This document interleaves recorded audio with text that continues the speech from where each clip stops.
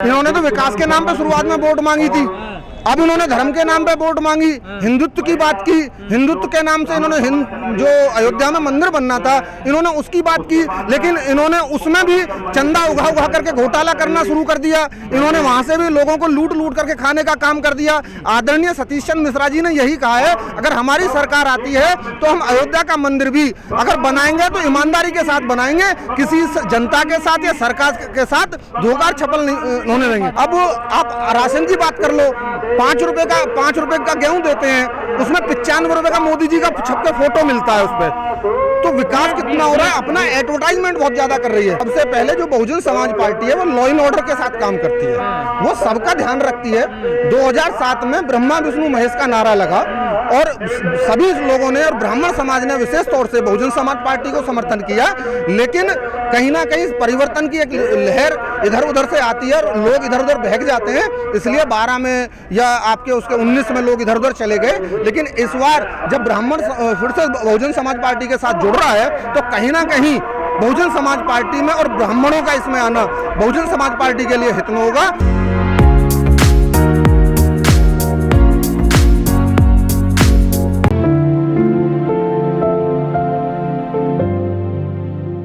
नरेंद्र मोदी जी ने इतनी अच्छा विकास किया, जो कांग्रेस ने 70 साल में सिलेंडर की कीमत 350 पहुंचाई, हमारे मोदी जी ने मात्र 7 साल में उसको 2 गुना कर दिया है। तो वो कहते रहे पेट्रोल बढ़ रही है, महंगाई बढ़ रही है, तो 70 साल की महंगाई का औसत निकाल लो, आदमी की जो व्यक्तिगत इनकम है उसका औसत निकाल लो, लोगों के रोजगार चले गए, लोग सड़कों पर आ गए, आप महंगाई बढ़ा रहे हो। आपसे लेकर के पेट्रोल बेचने वाला देश, पड़ोसी देश श्रीलंका भी आपसे पेट्रोल लेता है और आपसे लेने के बाद भी तुमसे सस्ता बेच देता है। जहां से आप तेल लेकर के तो आप पड़ोसी देश को तेल देते हो और अपने देश से महंगा बेचते हो, ऐसा कैसे हो सकता है?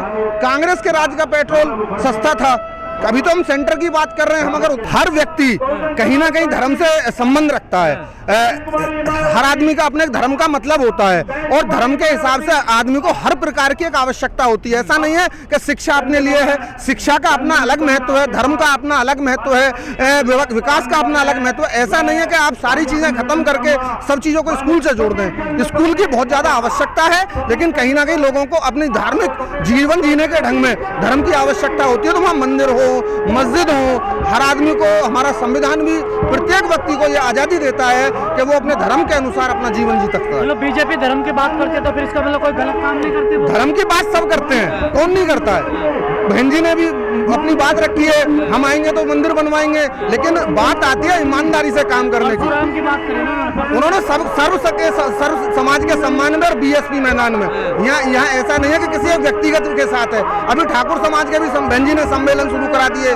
पिछड़ा वर्ग सम्मेलन बहन जी ने शुरू करा दिया, इधर ब्राह्मण सम्मेलन में आप आए हुए हैं। तो ऐसा नहीं है किसी एक व्यक्ति विशेष के लिए बहन जी ने सम्मेलन शुरू कराया है। बहन जी सर्व समाज के सम्मान में बीएसपी मैदान में। जो मिश्रा जी जगह जगह ब्राह्मण सम्मेलन के द्वारा जो एक मूल मंत्र दे रहे हैं, क्या ब्राह्मण उसको फॉलो करेंगे? बिल्कुल करेंगे। आप यहाँ आए हैं, आप खुद देखिए, मेरी बातों में मत जाना, आप यहाँ खुद देखिए कितने लोग वास्तव में ब्राह्मण आए हैं। सबसे पहले ब्राह्मण आपके नजदीक में बैठे हुए होंगे मंच के साथ में। ब्राह्मण सम्मेलन चला, ब्राह्मण ही आएंगे ना? बिल्कुल आएंगे। तो आपको सीधी सी बात है कि आप खुद देख लेंगे कि ब्राह्मण सम्मेलन आ रहे हैं। और एक चीज मैं बताता हूँ, ब्राह्मणों का गाँव में एक बड़ा वर्चस्व होता है। जो गांव में 2-2, 4-4 घर होते हैं, सामान्य जाति के जो लोग होते हैं वो कहीं ना कहीं ब्राह्मण साथ कंधे से कंधा मिलाकर के चलते हैं, उनकी बातों से सम्मानित होते हैं। तो वो पूछ लेते हैं कि पंडित जी किसका ध्यान रखना है, तो जहां ब्राह्मण समाज बहुजन समाज पार्टी के साथ जुड़ेगा और वो ये कहेंगे कि भैया बसपा का ध्यान रखो, तो कहीं ना कहीं और जो छोटा छिटका हुआ वोट है, 1-1, 2-2 परिवार वाला वोट है, वो भी इस बार बहुजन समाज पार्टी को मिलने वाला है। ब्राह्मण क्या वजह? बीजेपी ने, आपने देख लिया पिछले 7 साल में बीजेपी की क्या स्थिति रही है। आए दिन रोडों पे एनकाउंटर हुए, महंगाई बढ़ गई, लोग बेरोजगार हो गए। अभी आप किसानों की बात कर लेती है, हमारा जो देश है एक कृषि प्रधान देश है और वो तो यहाँ लोकतंत्र होने के बाद हमारे संसद के बाहर हमारे किसानों की आवाज नहीं सुनी जा रही। किसान कितने मर गए, किसी ने नहीं सुनी।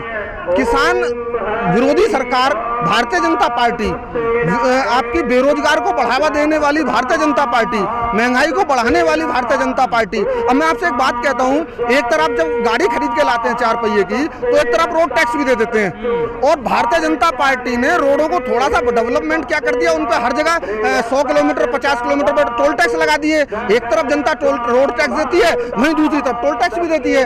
तो जनता को जिधर से पकड़ा करके लूटा जा रहा है। बीजेपी को तो सभी ने वोट दिया, ना केवल ब्राह्मण ने दिया।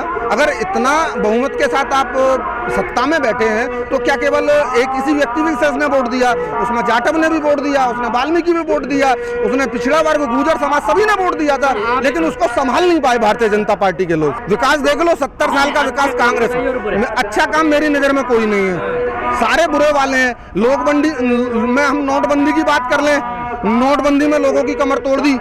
उसके बाद महंगाई बढ़ती जा रही है आए दिन, बेरोजगारी, लॉकडाउन में किसी प्रकार की कोई व्यवस्था, जो लोग बेरोजगार हुए, जो लोग घर गए, उनके लिए कोई व्यवस्था भी सरकार ने नहीं की है। शिक्षा व्यवस्था को भी कॉन्ट्रैक्ट बेस पे दिया जा रहा है। जो शिक्षा है हमारे देश की, प्राथमिक विद्यालय जो हैं, उनकी भी व्यवस्था पूरी तरह से ठप हो चुकी है। कानून व्यवस्था की तो हम बात ही नहीं कर रहे। राज्यसभा में अभी 3 दिन पहले की घटना रही है, बताओ हमारे देश के संसद के अंदर अगर घुसा पट्टी विधायकों में, हमारे MP MLA में हो, ऐसा देश के अंदर पहली बार हुआ है। और बीजेपी को तो कहीं ना कहीं डूब मरना चाहिए कि उसके शासनकाल में संसद के अंदर भी ऐसा हो रहा है। उसके लिए तो चुल्लू भर पानी भी नसीब नहीं होना चाहिए। मैं समझता हूँ देश के लोगों को इस बात को समझ लेना चाहिए कि जब संसद के अंदर भी हमारे लोगों को अपनी आवाज उठाने का हक नहीं है, बहन जी को भी आवाज नहीं उठाने दी गई समाज की, तो बहन जी ने भी इस्तीफा दे दी। जब आप दूसरे की आवाज को दबाएंगे, दूसरे की बिल्कुल नहीं सुनेंगे, तो क्या होगा? अपनी अगर कोई मेरी आवाज दबाएगा तो मैं क्या करूंगा? हम तो शोर मचाएंगे। हमारी अपना आवाज उठाने के लिए हमें कुछ तो करना पड़ेगा। बहन जी की आवाज को दबाया गया सहारनपुर कांड पे, बहन जी को मजबूरन इस्तीफा देना पड़ा। जब आप एक व्यक्तित्व या समाज की बात को ही नहीं रखने देंगे तो ऐसे नेताओं का फिर फायदा क्या संसद में? मतलब लगता है आपको 5 बार बहन जी बनेंगे मुख्यमंत्री? बिल्कुल बनेंगी। मैंने अभी आपको एक उदाहरण दिया था, जहां ब्राह्मण समाज होता है उसके पीछे छोटा जो झटका हुआ वोट होता है, वो कहीं ना कहीं इकट्ठा होकर के ब्राह्मण के साथ चलता है। और बहुजन समाज पार्टी ब्राह्मणों के साथ में, पिछड़ा वर्ग हो, मुस्लिम समाज हो, सभी को साथ में लेकर के चलती है। लॉ एंड ऑर्डर, कानून का फॉलो करने वाली अगर देश में कोई पार्टी है तो वो बहुजन समाज पार्टी है। और 5वीं बार क्या, आगे भी अगर इसी तरीके से लॉ एंड ऑर्डर जनता चाहेगी, विकास चाहेगी, तो बहुजन समाज पार्टी के साथ चलेगी।